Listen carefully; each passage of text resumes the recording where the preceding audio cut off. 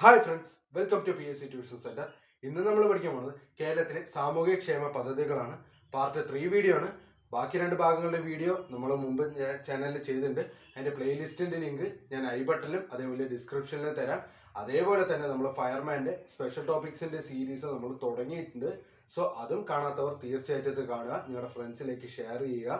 അതേപോലെ ഇനി വരുന്ന CPO എക്സൈസ് ഇതിന്റെയും നമ്മൾ സ്പെഷ്യൽ ടോപ്പിക് ചെയ്യാനുള്ള പ്ലാൻ ഉണ്ട്. അപ്പൊ അതും നിങ്ങളുടെ കട്ട സപ്പോർട്ട് ഉണ്ടെങ്കിൽ നമുക്കതും സൂപ്പറായി പഠിക്കാം. പിന്നീട് നമ്മുടെ കറണ്ട് അഫയേഴ്സ് സീരീസ് ജനുവരി വരെയുള്ളത് നമ്മൾ വൈകാണ്ട് തന്നെ എല്ലാ വീഡിയോസും അപ്ലോഡ് ചെയ്യുന്നതായിരിക്കും. സോ ഒട്ടും തന്നെ ലാഗില്ലാണ്ട് ഇന്നത്തെ വീഡിയോയിലേക്ക് പോവാം. അഭയ പദ്ധതി നിർധനരായ രോഗികൾക്ക് ഉച്ചഭക്ഷണം നൽകുന്ന പദ്ധതിയാണിത്. അഭയ തിരഞ്ഞെടുക്കപ്പെട്ട സർക്കാർ ആശുപത്രികളിലാണിത് ഈ പദ്ധതി നടപ്പിലാക്കുന്നത്. അഭയ പദ്ധതി എന്താണെന്ന് ചോദിച്ചാൽ നിർധനരായ രോഗികൾക്ക് ഉച്ചഭക്ഷണം നൽകുന്ന പദ്ധതിയാണ് അഭയ. തിരഞ്ഞെടുക്കപ്പെട്ട സർക്കാർ ആശുപത്രികളിലാണ് ഈ പദ്ധതി നടപ്പിലാക്കുന്നത്. അഭയ കിരണം അഗതികളായ വിധവകളെ സംരക്ഷിക്കുന്നവർക്ക് പ്രതിമാസം 1000 രൂപ ധനസഹായം നൽകുന്ന പദ്ധതിയാണ് അഭയ കിരണം. ആദ്യഘട്ടത്തിൽ 200 പേർക്ക് സഹായം നൽകും. 50 വയസ്സിന് മേലെയുള്ള വിധവകളെയാണ് ഈ പദ്ധതിക്ക് പരിഗണിക്കുക.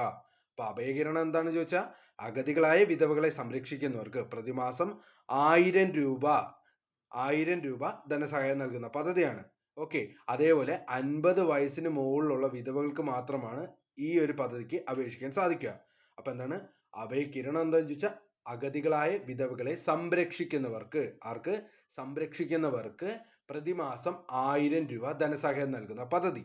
പ്രതിമാസം 1000 രൂപ നോട്ട് ചെയ്ത് വെക്കണേ. പ്രതിമാസം 1000 രൂപ ധനസഹായം നൽകുന്ന പദ്ധതിയാണിത് അഭയകിരണം. നമ്മൾ അഭയ പഠിച്ചെന്താണ് നിർധനരായ രോഗികൾക്ക് ഉച്ചഭക്ഷണം നൽകുന്ന പദ്ധതിയാണ് അഭയകിരണം. എന്താണ് അഗതികളായ വിധവകളെ സംരക്ഷിക്കുന്നവർക്ക് പ്രതിമാസം 1000 രൂപ നൽകുന്ന പദ്ധതിയാണിത് അഭയകിരണം. അന്നപ്രദായിനി അട്ടപ്പാടിയിലെ സംയോജിത ശിശു വികസന പദ്ധതിയിലെ 175 അംഗനവാടികളിൽ 2013 മുതൽ നടപ്പിലാക്കി വരുന്ന ഉച്ചഭക്ഷണ പരിപാടിയാണിത് അന്നപ്രദായിനി.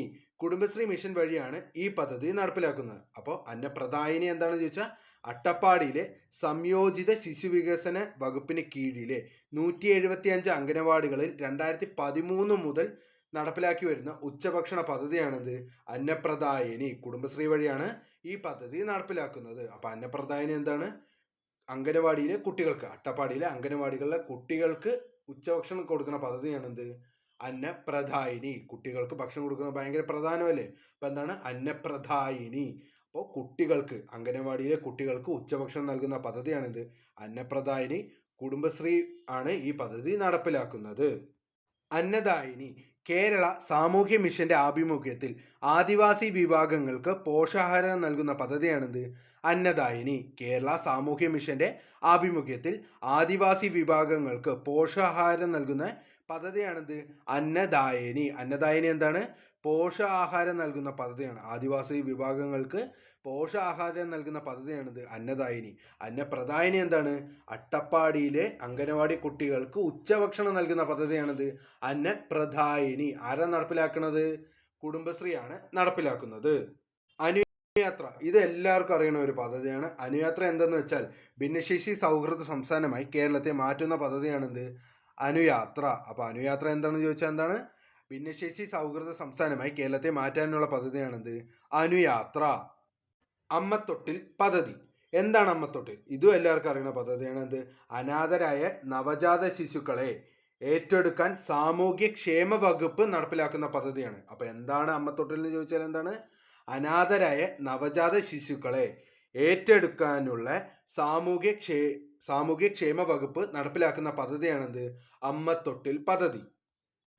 അമൃതം ആരോഗ്യം ജീവിതശൈലി രോഗങ്ങൾക്ക് സൗജന്യ രോഗനിർണയവും ചികിത്സയും ഉറപ്പുവരുത്തുന്ന ആരോഗ്യ പദ്ധതിയാണിത് അമൃതം ആരോഗ്യം. ജീവിതശൈലി രോഗങ്ങൾക്ക് സൗജന്യ രോഗനിർണയവും ചികിത്സയും ഉറപ്പുവരുത്തുന്ന പദ്ധതിയാണിത് അമൃതം ആരോഗ്യം. 30-ന് മേൽ പ്രായമുള്ളവരാണ് പദ്ധതിക്ക് അനുസരിച്ച് സ്ക്രീനിങ്ങിന് വിധേയനാക്കുക. അപ്പൊ എന്താണ് അമൃതം ആരോഗ്യം? എത്ര വയസ്സ് കഴിഞ്ഞാലാണ് നമുക്ക് യോഗ്യത എന്ന് ചോദിച്ചു കഴിഞ്ഞാൽ 30 വയസ്സ് കഴിഞ്ഞാലാണ്. അപ്പൊ എന്താണ് ജീവിതശൈലി രോഗങ്ങൾക്ക് സൗജന്യ രോഗനിർണയവും ചികിത്സയും ഉറപ്പാക്കുന്ന ആരോഗ്യ പദ്ധതിയാണിത് അമൃതം ആരോഗ്യം. 30 കഴിഞ്ഞാലാണ് നമുക്ക് യോഗ്യത കിട്ടുക കേട്ടോ. 30 കഴിയണം. ഓക്കെ, അമൃതം ആരോഗ്യ പദ്ധതി എന്താണെന്ന് ചോദിച്ചാൽ ജീവിതശൈലി രോഗങ്ങൾക്ക് സൗജന്യ രോഗനിർണയവും ചികിത്സയും ഉറപ്പാക്കുന്ന പദ്ധതിയാണിത് അമൃതം ആരോഗ്യം പദ്ധതി. അതുല്യം സംസ്ഥാന സാക്ഷരതാ മിഷന്റെ നേതൃത്വത്തിൽ എല്ലാ പഞ്ചായത്തിലും നടപ്പാക്കുന്ന സാക്ഷരതാ പദ്ധതിയാണിത് അതുല്യം. വിദ്യാഭ്യാസം ഭയങ്കര അതുല്യമല്ലേ, അപ്പൊ അങ്ങനെ കണക്ട് ചെയ്ത് പഠിക്കുക. എന്താണ് അതുല്യം എന്താണെന്ന് ചോദിച്ചാൽ സംസ്ഥാന സാക്ഷരതാ മിഷന്റെ നേതൃത്വത്തിൽ എല്ലാ പഞ്ചായത്തിലും നടപ്പാക്കുന്ന സാക്ഷരതാ പദ്ധതിയാണിത് അതുല്യം. സംസ്ഥാന സാക്ഷരതാ മിഷന്റെ നേതൃത്വത്തിൽ എല്ലാ പഞ്ചായത്തിലും, നോട്ട് ചെയ്ത് പഠിക്കണേ, എല്ലാ പഞ്ചായത്തിലും നടപ്പാക്കുന്ന സാക്ഷരതാ പദ്ധതിയാണിത് അതുല്യം പദ്ധതി. ആർദ്രം മികച്ച ചികിത്സാ സൗകര്യങ്ങൾ മിതമായ നിരക്കിൽ ലഭ്യമാക്കുന്നതിനുള്ള ജനസൗഹൃദ സർക്കാർ ആശുപത്രികൾ സജ്ജമാക്കുന്ന പദ്ധതിയാണിത് ആർദ്രം പദ്ധതി. മികച്ച ചികിത്സാ സൗകര്യങ്ങൾ മിതമായ നിരക്കിൽ ലഭ്യമാക്കുന്നതിനുള്ള ജനസൗഹൃദ സർക്കാർ ആശുപത്രികൾ സജ്ജമാക്കുന്ന പദ്ധതിയാണിത് ആർദ്രം പദ്ധതി. ആയുർദളം ഇതെല്ലാവർക്കും അറിയാം. എന്താണ്? എയ്ഡ്സ് ബോധവൽക്കരണത്തിന് വേണ്ടി സംസ്ഥാന സർക്കാർ ആരംഭിച്ച പദ്ധതിയാണിത് ആയുർദളം. എയ്ഡ്സ് ബോധവൽക്കരണത്തിന് വേണ്ടി സംസ്ഥാന സർക്കാർ ആരംഭിച്ച പദ്ധതിയാണിത് ആയുർദളം. ഇതുവരെ പഠിച്ചത് നമുക്കൊന്ന് ക്വിക്കായിട്ടൊന്ന് റിവിഷൻ ചെയ്യാം. ഒന്നാമത്തെ പദ്ധതി നമ്മൾ എന്താ പഠിച്ചത്? അഭയ പദ്ധതി. നിർധനരായ രോഗികൾക്ക് ഉച്ചഭക്ഷണം നൽകുന്ന പദ്ധതിയാണിത് അഭയ. അപ്പൊ അഭയകിരണം എന്താടാ? അഭയകിരണം എന്താന്ന് ചോദിച്ചു കഴിഞ്ഞാൽ അഗതികളായ വിധവകളെ സംരക്ഷിക്കുന്നവർക്ക് പ്രതിമാസം 1000 രൂപ, എന്താണ്, സംരക്ഷിക്കുന്നവർക്ക് പ്രതിമാസം 1000 രൂപ നൽകുന്ന പദ്ധതിയാണിത് അഭയകിരണം. 50 വയസ്സിന് മുകളിലുള്ളവർക്കാണ് യോഗ്യത. അത് കഴിഞ്ഞ് നമ്മൾ പഠിച്ചാണ് എന്ത്? അന്നപ്രദായിനി. എന്താണ് അന്നപ്രദായിനി? കുട്ടികൾക്ക് അന്നം കൊടുക്കുന്നത് ഭയങ്കര പ്രധാനമാണെന്ന് ആലോചിക്കാൻ പറഞ്ഞില്ലേ? അപ്പൊ എന്താണ്? അട്ടപ്പാടിയിലെ അംഗനവാടി കുട്ടികൾക്ക് ഉച്ചഭക്ഷണം നൽകുന്ന പദ്ധതിയാണെന്ത്? അന്നപ്രദായിനി. കുടുംബശ്രീ മിഷൻ വഴിയാണ് ഈ പദ്ധതി നടപ്പിലാക്കുന്നത്. അന്നദായിനി കേരള സാമൂഹ്യ മിഷന്റെ നേതൃത്വത്തിൽ ആദിവാസി വിഭാഗങ്ങൾക്ക് പോഷകാഹാരം നൽകുന്ന പദ്ധതിയാണെന്ത്? അന്നദായിനി. എന്താണ്? കേരള സാമൂഹ്യ മിഷന്റെ ആഭിമുഖ്യത്തിൽ ആദിവാസി വിഭാഗങ്ങൾക്ക് പോഷകാഹാരം നൽകുന്ന പദ്ധതിയാണെന്ത്? അന്നദായിനി. അനുയാത്ര ഭിന്നശേഷി സൗഹൃദ സംസ്ഥാനമായി കേരളത്തെ മാറ്റുന്നതിനുള്ള പദ്ധതിയാണെന്ത്? അനുയാത്ര പദ്ധതി. അതേപോലെ തന്നെ അമ്മത്തൊട്ടിൽ എന്താണ്? അനാഥരായ നവജാത ശിശുക്കളെ ഏറ്റെടുക്കാൻ സാമൂഹ്യ ക്ഷേമ വകുപ്പ് നടപ്പിലാക്കുന്ന പദ്ധതിയാണെന്ത്? അമ്മത്തൊട്ടിൽ. സാമൂഹ്യ ക്ഷേമ വകുപ്പ് നടപ്പിലാക്കുന്ന പദ്ധതിയാണെന്ത്? അമ്മത്തൊട്ടിൽ. അടുത്തത് നമ്മൾ പഠിച്ചത് എന്താണ്? അമൃതം ആരോഗ്യം പദ്ധതി. ജീവിതശൈലി രോഗങ്ങൾക്ക് സൗജന്യ രോഗനിർണയവും ചികിത്സയും ഉറപ്പുവരുത്തുന്ന പദ്ധതിയാണെന്ത്? അമൃതം ആരോഗ്യം. 30 വയസ്സ് കഴിഞ്ഞാലാണ് നമുക്ക് യോഗ്യത ലഭിക്കുക കേട്ടാ. 30 വയസ്സ് കഴിയണം. അടുത്തതായിട്ട് നമ്മൾ പഠിച്ചു അതുല്യം പദ്ധതി. എന്താണ്? സാക്ഷരത അല്ലെങ്കിൽ വിദ്യാഭ്യാസം എന്താണ്? ഭയങ്കര അതുല്യമാണ്. അങ്ങനെ കണക്ട് ചെയ്യാൻ പറഞ്ഞില്ലേ? അപ്പൊ എന്താണ്? സാക്ഷരതാ മിഷൻ നടപ്പിലാക്കുന്ന എല്ലാ പഞ്ചായത്തിലെയും സാക്ഷരതാ പദ്ധതിയാണ് എന്ത്? അതുല്യം പദ്ധതി. അത് കഴിഞ്ഞിട്ട് നമ്മൾ ആർദ്രം പദ്ധതി പഠിച്ചു. എന്താണ്?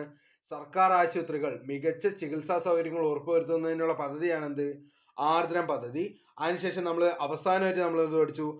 ആയുർദളം പഠിച്ചു. എന്താണ്? എയ്ഡ്സ് ബോധവൽക്കരണ പദ്ധതിയാണെന്ത്? ആയുർദളം. സംസ്ഥാന സർക്കാർ നടപ്പിലാക്കുന്ന എയ്ഡ്സ് ബോധവൽക്കരണ പദ്ധതിയാണിത് ആയുർദളം. ആലില പദ്ധതി സംസ്ഥാന സർക്കാരിന്റെ പങ്കാളിത്ത പരിസ്ഥിതി പരിപാലന പദ്ധതിയുടെ ഭാഗമായി സഹകരണ വകുപ്പ് ആവിഷ്കരിച്ച് നടപ്പിലാക്കുന്ന പദ്ധതിയാണെന്ത്? ആലില പദ്ധതി. വൃക്ഷത്തൈകൾ നട്ടു പരിപാലിക്കുന്നതാണ് പദ്ധതി. അപ്പൊ എന്താണ്? ആലില എന്ന് പറയുമ്പോൾ എന്താണ്? വലിയൊരു ആൽമരം ആലോചിക്കുക. അപ്പൊ എന്താണ്? വൃക്ഷത്തൈകൾ നട്ടു പരിപാലിപ്പിക്കുന്ന പദ്ധതിയാണിത് ആലില പദ്ധതി. ആരാണ് ആവിഷ്കരിച്ച് നടപ്പിലാക്കണേന്ന് ചോദിച്ചു കഴിഞ്ഞാൽ ആരാണ്? നമ്മുടെ സഹകരണ വകുപ്പാണ് ആലില പദ്ധതി നടപ്പിലാക്കുന്നത്. അപ്പൊ എന്താണ്? വൃക്ഷത്തൈകൾ നട്ട് പരിപാലിക്കുന്ന പദ്ധതി ഏതാണെന്ന് ചോദിച്ചാൽ ആലില പദ്ധതിയാണ്. ആരാണ് നടപ്പിലാക്കണേന്ന് ചോദിച്ചാൽ ആരാണ്?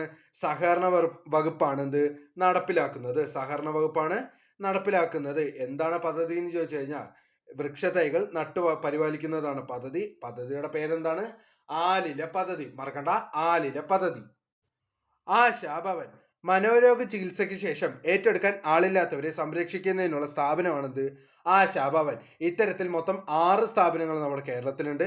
അതിൽ തിരുവനന്തപുരം, തൃശ്ശൂർ, കോഴിക്കോട് ആർക്ക് വേണ്ടിയിട്ട്? സ്ത്രീകൾക്ക് വേണ്ടിയിട്ടും. അതേപോലെ തിരുവനന്തപുരം, കോഴിക്കോട്, എറണാകുളം ഇതൊക്കെ ആർക്ക് വേണ്ടിയിട്ട്? പുരുഷന്മാർക്ക് വേണ്ടിയിട്ടും ഉണ്ട്. അപ്പൊ എന്താണ് ആശാഭവൻ? എന്താണെന്ന് ചോദിച്ചാൽ മനോരോഗ ചികിത്സയ്ക്ക് ശേഷം ഏറ്റെടുക്കാൻ ആളില്ലാത്തവരെ സംരക്ഷിക്കുന്നതിനുള്ള സ്ഥാപനമാണിത് ആശാഭവൻ. ടോട്ടൽ 6 സ്ഥാപനങ്ങളുണ്ട്. എത്ര സ്ഥാപനങ്ങളുണ്ട്? ടോട്ടൽ 6 സ്ഥാപനങ്ങളുണ്ട്. അത് എവിടെയൊക്കെയാണെന്ന് ചോദിച്ചു കഴിഞ്ഞാൽ സ്ത്രീകൾക്ക് വേണ്ടി തിരുവനന്തപുരം ഉണ്ട്, കോഴിക്കോടുണ്ട്, തൃശ്ശൂരുണ്ട്. സ്ത്രീകൾക്ക് വേണ്ടി എവിടെയൊക്കെയുണ്ട്? തിരുവനന്തപുരം, കോഴിക്കോട്, തൃശ്ശൂർ. പുരുഷന്മാർക്ക് വേണ്ടിയിട്ട് എവിടെയൊക്കെ ഉണ്ട്? തിരുവനന്തപുരം ഉണ്ട്, കോഴിക്കോട് ഉണ്ട്, എറണാകുളം ഉണ്ട്. അതിൽ ആകപ്പാട് ഡിഫറെൻ്റ് ആയിട്ടുള്ളത് എന്താണ്? തൃശ്ശൂരും എറണാകുളമാണ്. എറണാകുളത്തിൽ എന്താണ്? ആണുങ്ങൾക്ക് വേണ്ടിയിട്ടും അതേപോലെ തന്നെ തൃശ്ശൂരിൽ എന്താണ്? പെണ്ണുങ്ങൾക്ക് വേണ്ടിയിട്ടുമാണ് എന്ത് ഈ ആശാഭവൻ ഉള്ളത് കേട്ടോ. ആശ കിരണം സംസ്ഥാനത്തെ ആശാ വർക്കർമാരുടെ ഇൻഷുറൻസ് പദ്ധതിയാണെന്ത്? ആശാ കിരണം. അപ്പൊ ആശാ കിരണം എന്താണ്? സംസ്ഥാനത്തെ ആശാ വർക്കർമാരുടെ ഇൻഷുറൻസ് പദ്ധതിയാണെന്ത്? ആശാ കിരണം. ഓക്കെ, അതിനു മുമ്പ് നമ്മൾ ആശാഭവൻ പഠിച്ചു. അതെന്താണ്? മനോരോഗ ചികിത്സയ്ക്ക് ശേഷം ഏറ്റെടുക്കാൻ ആളില്ലാത്തവരെ ഏറ്റെടുക്കുന്ന സ്ഥാപനമാണെന്ത്? ആശാഭവൻ. ഓക്കെ, ആശാ കിരണം എന്താണ്? സംസ്ഥാനത്തെ ആശാ വർക്കർമാർക്കുള്ള ഇൻഷുറൻസ് പദ്ധതിയാണെന്ത്? ആശാ കിരണം. ആശ്വാസകിരണം കിടപ്പ് രോഗികളെ ശുശ്രൂഷിക്കുന്നവർക്ക് പ്രതിമാസം പെൻഷനായിട്ട് 600 രൂപ നൽകുന്ന പദ്ധതിയാണിത്. ആശ്വാസകിരണം കിടപ്പ് രോഗികളെ ശുശ്രൂഷിക്കുന്നവർക്ക് പ്രതിമാസം പെൻഷനായിട്ട് 600 രൂപ നൽകുന്ന പദ്ധതിയാണിത്. ആശ്വാസകിരണം. അപ്പൊ ആശാകിരണം നമ്മൾ പഠിച്ചു. എന്താണ്? ആശാ വർക്കർമാർക്കുള്ള ഇൻഷുറൻസ് പദ്ധതിയാണിത് ആശാകിരണം. ആശ്വാസകിരണം എന്താണ്? കിടപ്പ് രോഗികളെ ശുശ്രൂഷിക്കുന്നവർക്ക് പ്രതിമാസം 600 രൂപ പെൻഷൻ നൽകുന്ന പദ്ധതിയാണിത് ആശ്വാസകിരണം. ആശ്വാസ് വിദ്യാഭ്യാസ അവകാശ നിയമപ്രകാരം 6 മുതൽ 8 ക്ലാസ് വരെ പഠിക്കുന്ന കുട്ടികൾക്ക് കായിക വിദ്യാഭ്യാസം, കലാപഠനം, തൊഴിൽ വിദ്യാഭ്യാസം എന്നിവ ലഭിക്കേണ്ടതുണ്ട്. ഇതിന്റെ അടിസ്ഥാനത്തിൽ തിരഞ്ഞെടുക്കപ്പെട്ട സ്കൂളുകളെ Aswas arts, sports, work, education and school കേന്ദ്രങ്ങളാക്കി ഉയർത്തുന്ന പദ്ധതിയാണിത് ആശ്വാസ് പദ്ധതി. ആശ്വാസ് എന്താണ്? വിദ്യാഭ്യാസ അവകാശ നിയമപ്രകാരം 6 മുതൽ 8 ക്ലാസ് വരെ പഠിക്കുന്ന കുട്ടികൾക്ക് കായിക വിദ്യാഭ്യാസം, കലാപഠനം, തൊഴിൽ വിദ്യാഭ്യാസം എന്നിവ ലഭിക്കേണ്ടതുണ്ട്. ഇതിന്റെ അടിസ്ഥാനത്തിൽ തിരഞ്ഞെടുക്കപ്പെട്ട സ്കൂളുകളെ ആശ്വാസ് കേന്ദ്രങ്ങളാക്കി ഉയർത്തുന്ന പദ്ധതിയാണ്. ആശ്വാസിന്റെ ഫുൾ ഫോം എന്താണ്? Arts, sports, work, education and school ആണെന്ത് ആശ്വാസിന്റെ പൂർണ്ണ രൂപം. അപ്പൊ ആശ്വാസ് മറക്കണ്ട. എന്താണ്?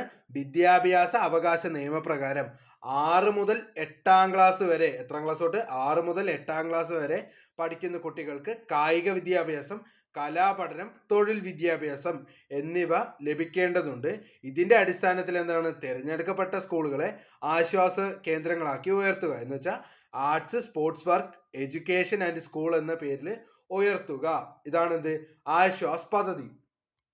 ആരോഗ്യ കിരണം സംസ്ഥാനത്തെ APL BPL വ്യത്യാസമില്ലാതെ 18 വയസ്സിന് താഴെയുള്ള അർബുദ, ഹൃദ്രോഗ, വൃക്കരോഗ, മസ്തിഷ്ക രോഗം ഉൾപ്പെടെയുള്ള രോഗങ്ങൾക്ക് സൗജന്യ ചികിത്സ ഉറപ്പാക്കുന്ന പദ്ധതിയാണിത് ആരോഗ്യ കിരണം.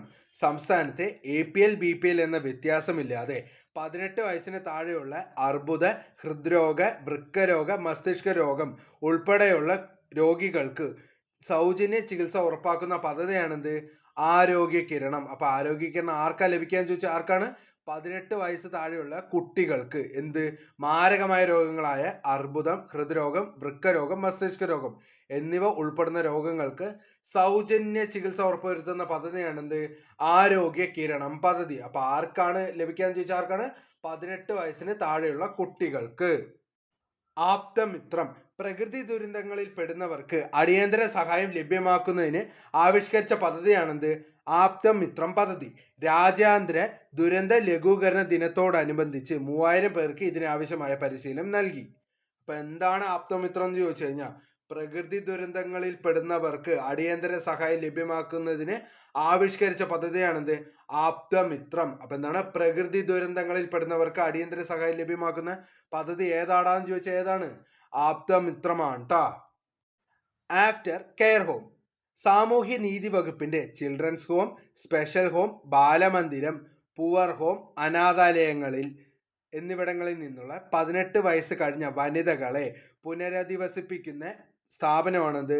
ആഫ്റ്റർ കെയർ ഹോം എന്ന് പറയുന്നത്. വിദ്യാഭ്യാസത്തിനും തൊഴിൽ പരിശീലനത്തിനും സൗകര്യം നൽകും. അപ്പൊ എന്താണ് ആഫ്റ്റർ കെയർ ഹോം എന്ന് പറഞ്ഞു കഴിഞ്ഞാൽ സാമൂഹ്യ വകുപ്പിന്റെ കീഴിലുള്ള ചിൽഡ്രൻസ് ഹോം, സ്പെഷ്യൽ ഹോം, ബാലമന്ദിരം, അതേപോലെ പുവർ ഹോം, അനാഥാലയങ്ങൾ ഇവിടങ്ങളിലെ 18 വയസ്സ് കഴിഞ്ഞ വനിതകളെ പുനരധിവസിപ്പിക്കുന്ന സ്ഥാപനമാണെന്ത്? ആഫ്റ്റർ കെയർ ഹോം എന്ന് പറയുന്നത്. അപ്പൊ എന്താണ് after care home? Children's home, special home, ബാലമന്ദിരം, പുവർ ഹോം, അതേപോലെ അനാഥാലയങ്ങളിൽ നിന്നുള്ള 18 വയസ്സ് കഴിഞ്ഞ വനിതകളെ പുനരധിവസിപ്പിക്കുന്ന സ്ഥാപനമാണെന്ത്? After care home. വിദ്യാഭ്യാസത്തിനും തൊഴിലിനും എന്താണ്? പരിശീലന സൗകര്യവും നൽകും. E governance. സർക്കാർ സേവനങ്ങൾക്ക് വിവര സാങ്കേതിക വിദ്യയുടെ സഹായത്തോടെ പൊതുജനങ്ങൾക്ക് പരിചിതമാക്കുന്ന പദ്ധതിയാണിത് ഇ ഗവേണൻസ്. സർക്കാർ സേവനങ്ങൾ വിവര സാങ്കേതിക വിദ്യയുടെ സഹായത്തോടെ പൊതുജനങ്ങൾക്ക് പരിചയമാക്കുന്ന പദ്ധതിയാണിത് ഇ ഗവേണൻസ്. സർക്കാർ സേവനങ്ങൾ വിവര സാങ്കേതിക വിദ്യയുടെ സഹായത്തോടെ പൊതുജനങ്ങൾക്ക് പരിചിതമാക്കുന്ന പദ്ധതിയാണിത് ഇ ഗവേണൻസ്. ഉത്തരവാദ ടൂറിസം. സ്ഥായിയായ ടൂറിസം പദ്ധതി എന്ന ലക്ഷ്യത്തോടെ ടൂറിസം വകുപ്പ് 2007 ആരംഭിച്ച നൂതന പദ്ധതിയാണെന്ത്? ഉത്തരവാദിത്ത ടൂറിസം. കുടുംബശ്രീയുടെ സഹായത്താൽ ടൂറിസം വകുപ്പാണ് ഈ പദ്ധതി നടപ്പിലാക്കുന്നത്. അപ്പൊ എന്താണ് ഉത്തരവാദിത്ത ടൂറിസം എന്ന് പറഞ്ഞു കഴിഞ്ഞാൽ, സ്ഥായിയായ ടൂറിസം പദ്ധതി എന്ന ലക്ഷ്യത്തോടെ ടൂറിസം വകുപ്പ് 2007 മുതൽ ആരംഭിച്ച പദ്ധതിയാണിത് ഉത്തരവാദിത്ത ടൂറിസം. കുടുംബശ്രീയുടെ സഹായത്താലാണ് ടൂറിസം വകുപ്പ് ഈ പദ്ധതി നടപ്പിലാക്കുന്നത്. ഇതുവരെ പഠിച്ചത് നമുക്ക് വീണ്ടും ഒന്ന് ക്വിക്കായിട്ടൊന്ന് റിവിഷൻ ചെയ്യാം.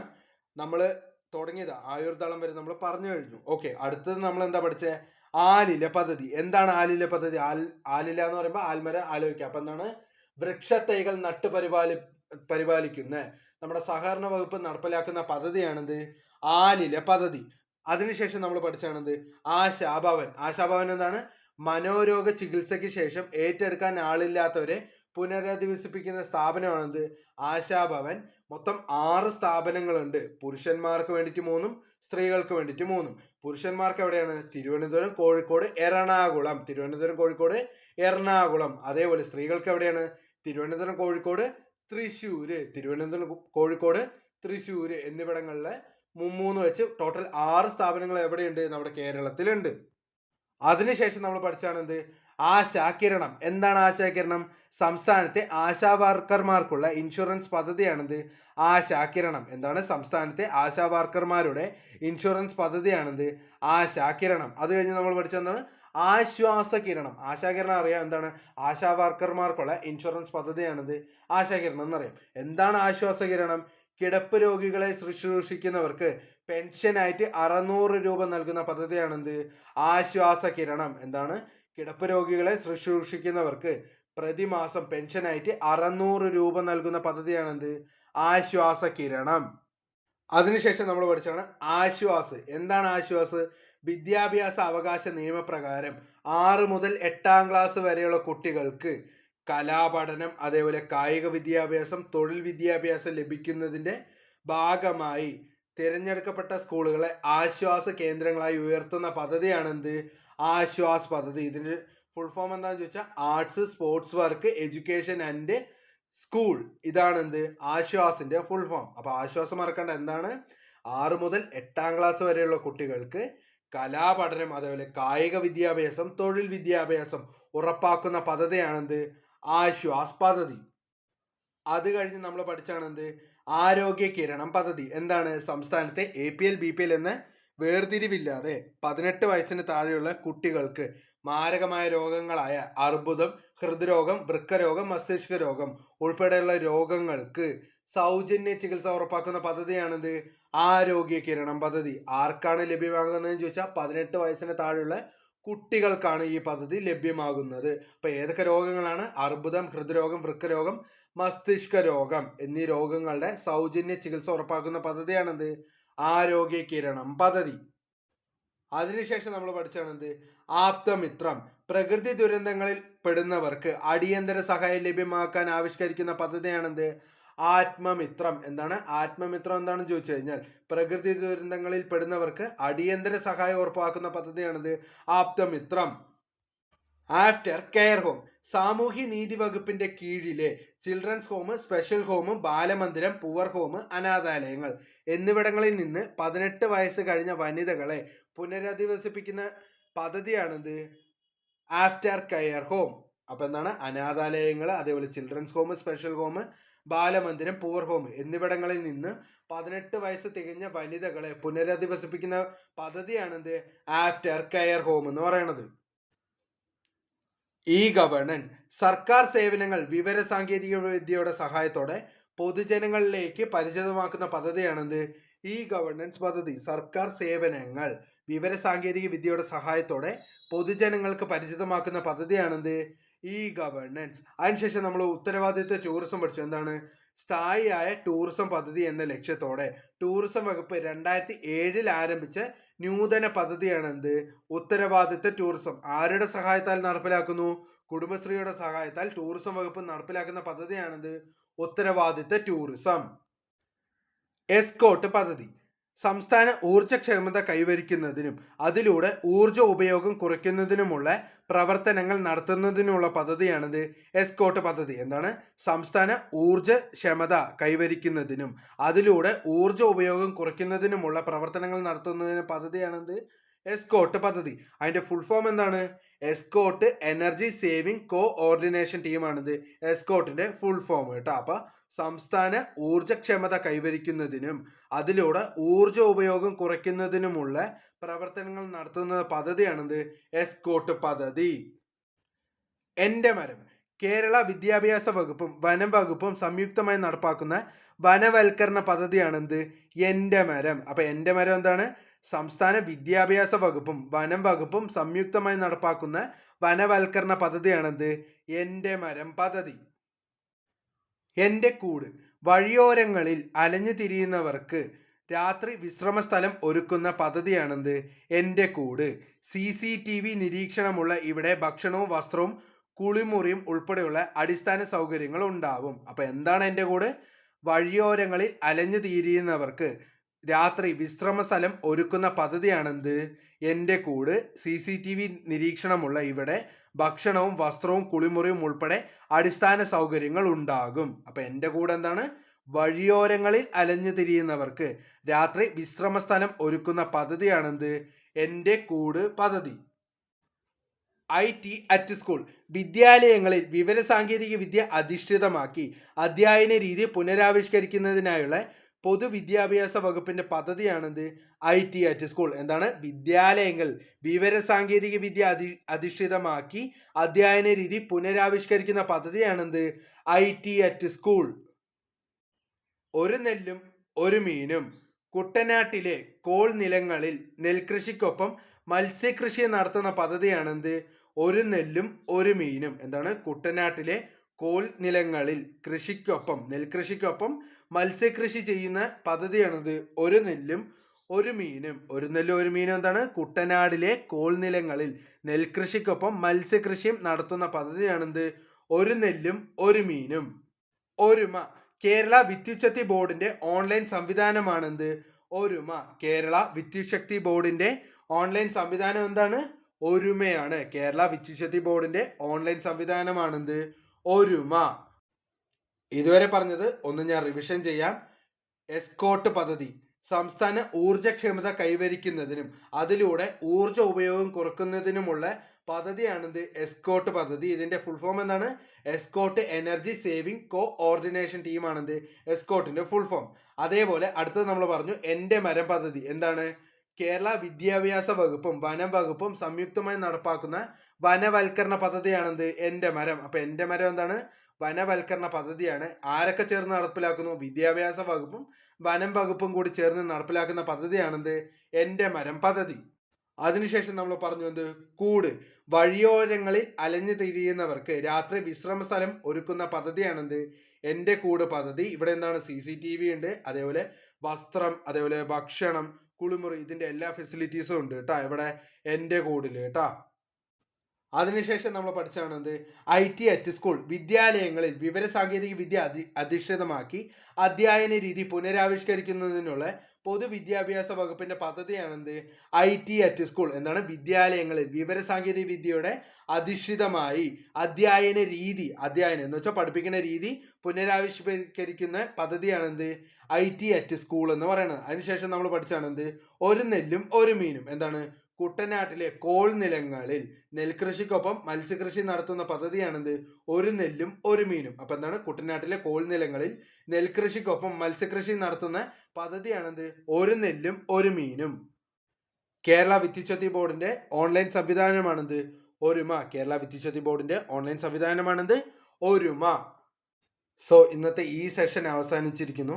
അതേപോലെ നമുക്ക് എല്ലാ പദ്ധതികളും ഒരുമിച്ചിരുന്ന് പഠിക്കേണ്ട, ഒരു 10ഓ 25ഓ പദ്ധതികൾ മാത്രം ഒരു ദിവസം മെല്ലെ മെല്ലെ പഠിച്ചാൽ മതി. ഓക്കെ, നമുക്ക് ഒരുപാട് പദ്ധതികൾ പഠിക്കാനുണ്ട്, ഞാൻ ഇല്ല എന്നൊന്നും പറയുന്നില്ല. പക്ഷേ കുറച്ചായിട്ട് പഠിക്കണമായിരിക്കും കുറച്ചുകൂടി നല്ലത്, എന്നാലേ ഓർമ്മ നിൽക്കുള്ളൂ. അല്ലാതെ ഒരു ദിവസം കൊണ്ട് 10, 100, 150 പദ്ധതിയൊന്നും നമുക്ക് പഠിച്ചു കഴിഞ്ഞാൽ ഓർമ്മ നിൽക്കില്ല. നമ്മൾ എന്തിനാണ് പഠിക്കണേ?